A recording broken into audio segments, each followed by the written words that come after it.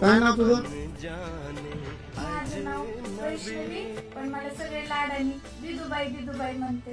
हा, चांगलं नाव आहे. शाळा वगैरे शिकली नाही काय?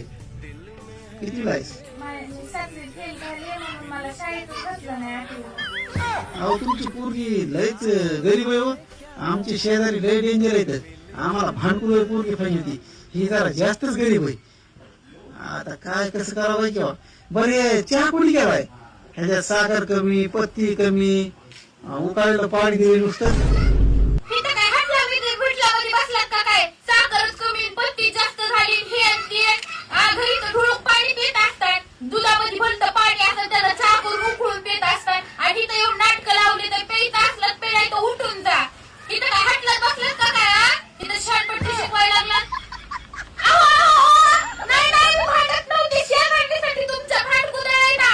तर सांगत होते मला भांडता येते म्हणून मी गरीब नाही.